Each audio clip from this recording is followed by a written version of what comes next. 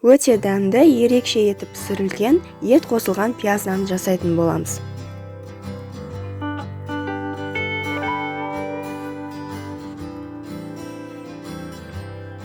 Ең алдымен ыдысымызға суымыз бен сүтімізді құйып, тұзын салып, араластырып аламыз.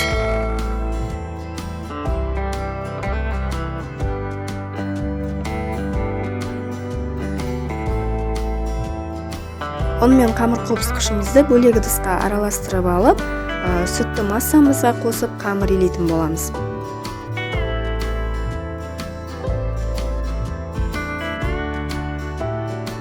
Иленген дайын қамырымызды 4 теңдей бөлікке бөліп аламыз.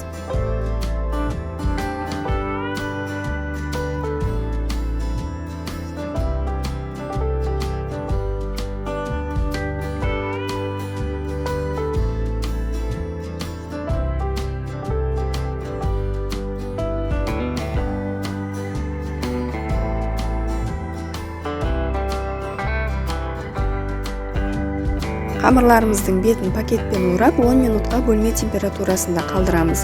Оған дейін біз пияз нанымыздың салмасын дайындайтын боламыз. Пияздарымызды осылай үлкенірек етіп тураймыз.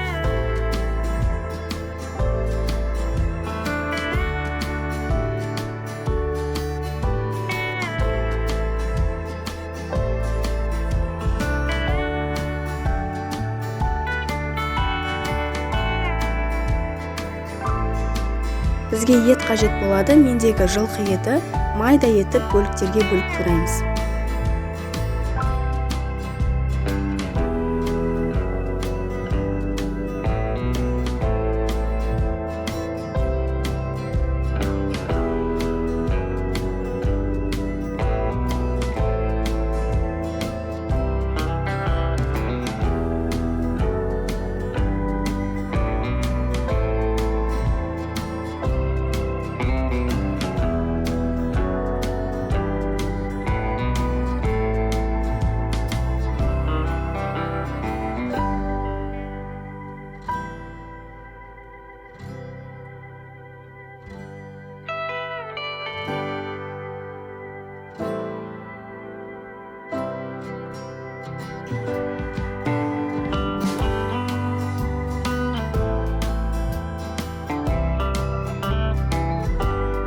Енді пиязды, етті бір-бірімен араластырып, дәміне қарай қара бұрыш пен тұзды саламыз.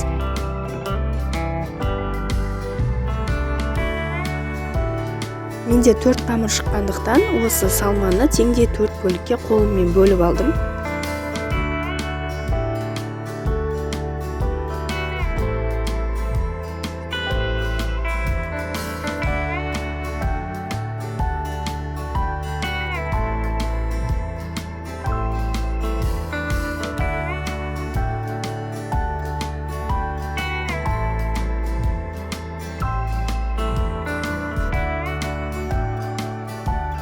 Қамырды жұқа етіп жаямыз. Біздегі қамырдың жұқалығы осындай болды. Енді бетіне еріген сары майымызды құйып, салмамызды салып шығамыз.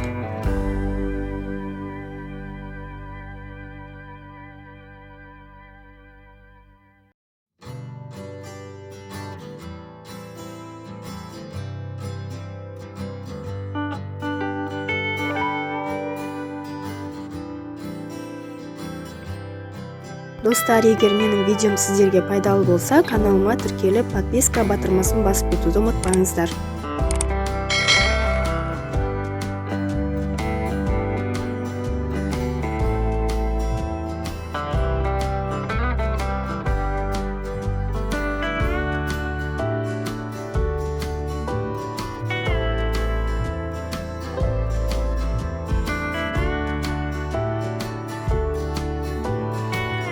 Қамырымызды орап болғаннан кейін үстінен осылай басып жаямыз. Енді бетіне жұмыртқасын жағамыз.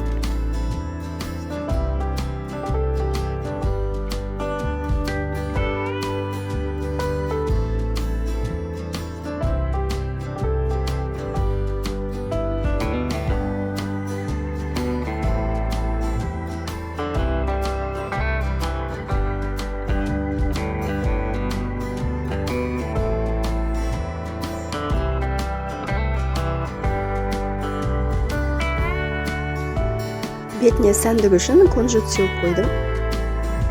Енді 180 градус қызған пеште 40 минут шамасында беті қызарғанша пісіріп аламыз. Осымен біздің өте дәмді болып піскен пияз нандарымыз дайын. Осы рецепт бойынша жасап көріңіздер, ас болсын.